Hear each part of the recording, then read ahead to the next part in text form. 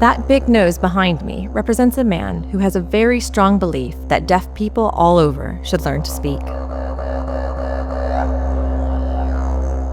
And in this video, we're going to talk about this very specific point in deaf history, in deaf culture, and why we made such a big nose about it.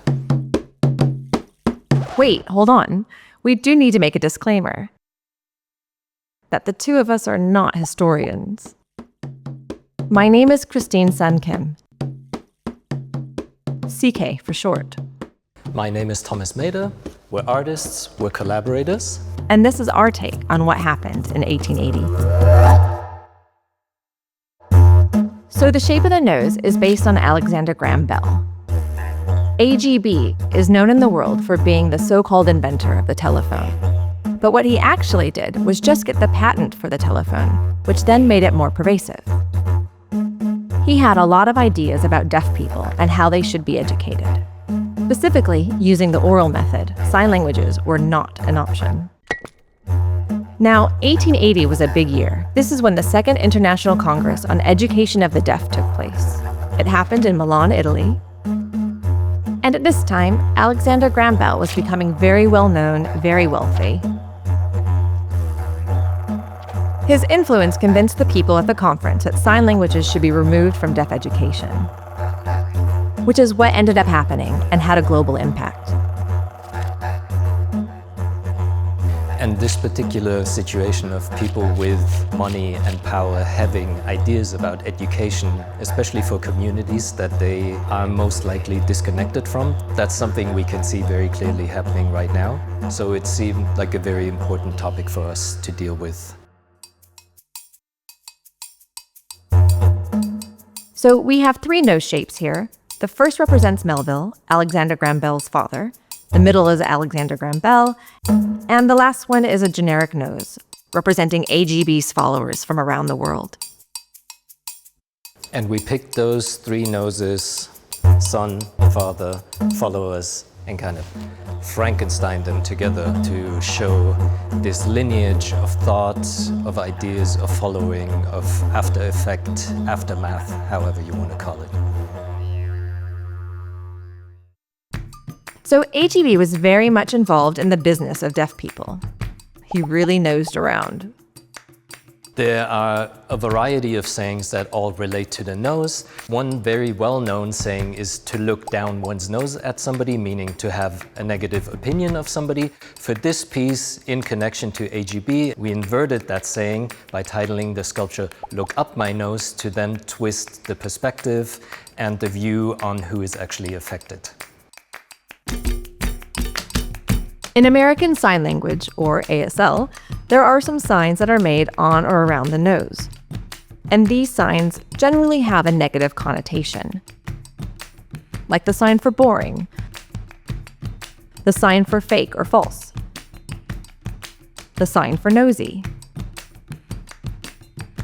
And one favorite sign of mine is when you really don't care about something, you basically do this action of throwing your nose. But what's interesting is that in French Sign Language, it's even more pronounced, and they do it like this. Now, the history of American Sign Language comes from the early 1800s, when French Sign Language, LSF, was brought to the United States, interacted with other sign languages, such as Indigenous Sign Language, local sign languages, and home signs, and that mixture became what we know today as ASL.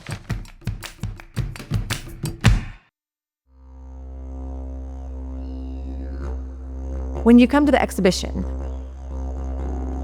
you'll notice a specific shade of green appearing in different ways. In the films, the sculpture, perhaps the type on the wall. And all of this was taken from the hospital next door to Wellcome Collection. We call this hospital green. Now, research has shown that this color is supposed to be calming for doctors and patients. It's supposed to encourage nurturing, growth, and recovery, which is why the color gets used.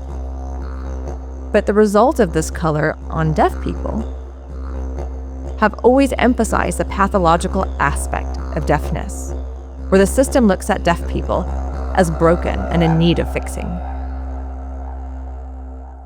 And also thinking about the Victorian era, another character, fictional this time, that also came to mind was Frankenstein's monster, who also evokes a certain shade of green. We took Alexander Graham Bell's name, focusing on the bell aspect, taking the name Bell and turning the sculpture into a bell. Each time the bell is activated, it makes 8 drum beats. 4, and then 4 more. The first 4 signify the year 1880. The second 4 relate to THAT, that.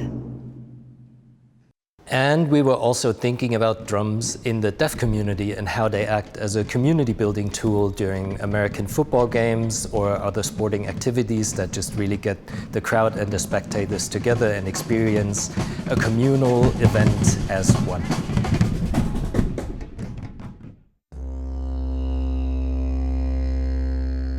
To be clear, expecting deaf children to get their education through oralism and banning them from learning sign languages doesn't work for everyone.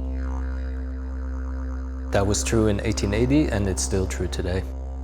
We now have generations and generations of deaf children worldwide who have struggled to get access to quality education. Why?